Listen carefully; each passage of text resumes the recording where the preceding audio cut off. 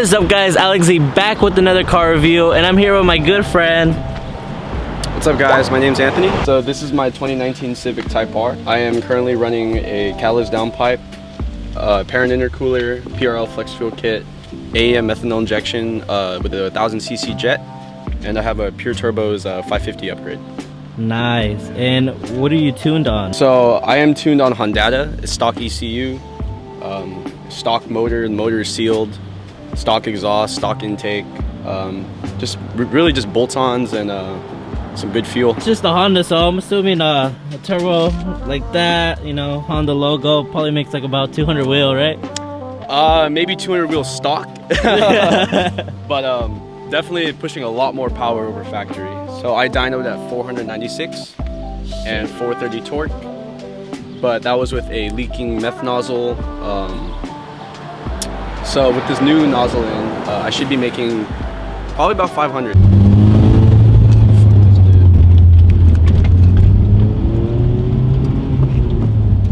Alright, so I'm gonna go ahead and granny shift for the sake of my synchros. Yeah, go ahead.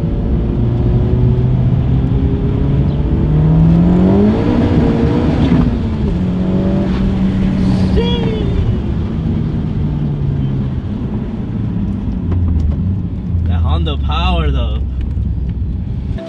Nice, dude, that's super sick. So what made you choose a Type R? So originally I wanted a Miata. Miata? Yeah. How do you go from a Miata to a Type R? So when I first joined the car scene, I was all about takeovers. No, God! No, God, please, no! Oh, no. And I really wanted a Miata, so me and my dad checked one out, and it turned out to be a piece of shit. So he was like, okay, I'll help you finance a FRS. I'm like, okay, cool, I can drift that. It's rear-wheel drive. It's a little fun car. And then he found out that the car has a boxer engine. Oh. And so he said, no. I'm like, okay, what about an STI? He's like, well, that still has a boxer engine. That's true. And he was like, no.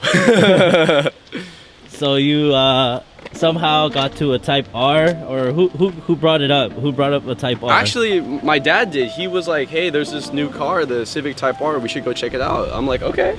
It's front-wheel drive, but I mean... Yeah, you can't really drift the front-wheel drive. No, you cannot. But unless you use a McDonald's McDonald's trays in the rear. Yeah, we went to the dealership. We checked a few out. This one luckily had 0 miles on it, brand new. No factory options, keep the price down. And yeah, so we just got it. When I rode in it for the test drive, this was the fastest car I've ever been in. Whoa! Dude, you feel the VTEC, dude! When you first test drove it, compared to now, how much of a difference would you say it is? It's a huge difference. My perspective has definitely changed a lot since I've tinkered with this car. Definitely, like I said earlier, when it was stock, it felt fast. And now I'm pushing more than like 200 horsepower over stock. And I still think it needs to be faster. Yeah, that's usually how it goes. The inside, this thing is like pretty stock, huh? It's pretty much all stock, right? Yeah. Nice. It's a very nice interior. The seats are super comfortable. Carbon in the back. Is that real carbon? No, it's fake carbon. Oh, Honda had to cut costs somewhere. This car being expensive as it is. The car actually originally came with a wing, but I took the wing off because, well, in roll racing, I gotta keep the drag down. Yeah, it definitely... Gotta milk out every, like, ounce of speed I could possibly get. Yeah. And it also helps keep the car more sleeper, kind of low key. Yeah, it's super sleeper because if you pulled up on me, I would be like, oh, this guy has a Civic Sport. Civic Sport or like an SI maybe, you know? Yeah. Brake boost right here.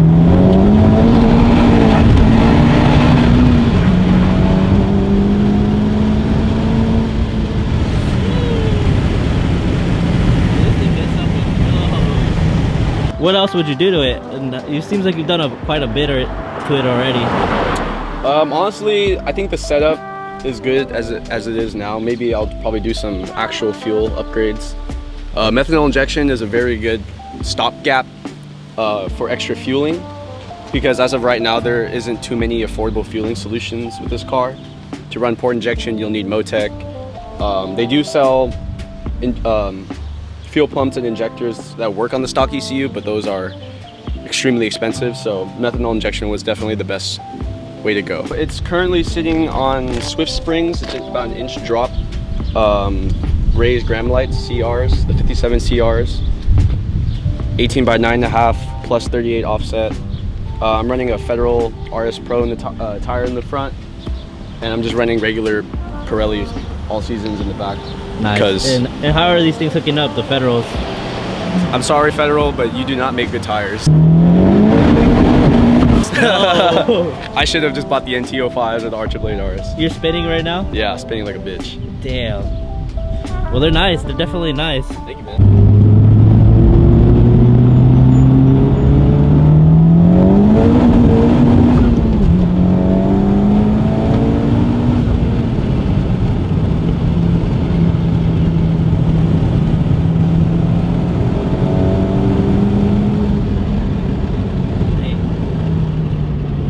There's a lot of power in there.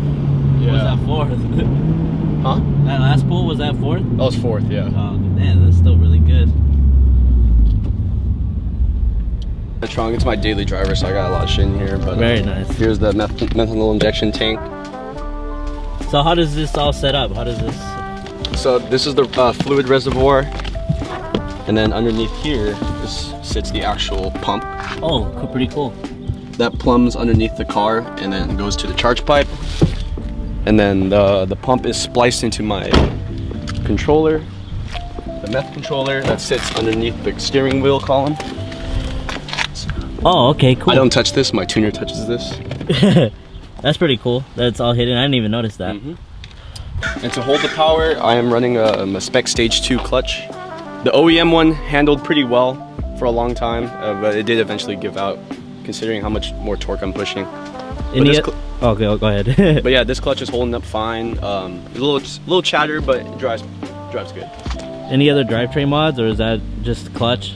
Nope, just the clutch. Nice. So you're making about 500 wheel on only clutch, right? That's about the only drivetrain mod you have so far? Stock transmission. Jeez. And you're also running stock spark plugs, stock injectors too?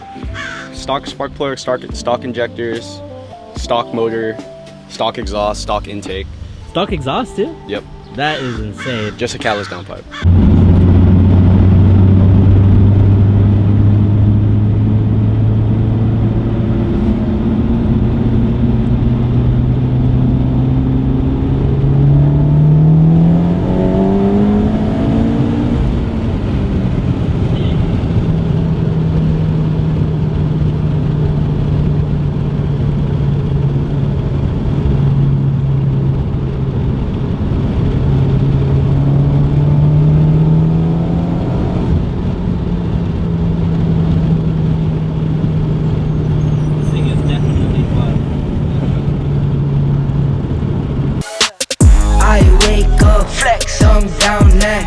No drip this, tell them run it up. No sleep, no rest. Might crash, might wreck, but first I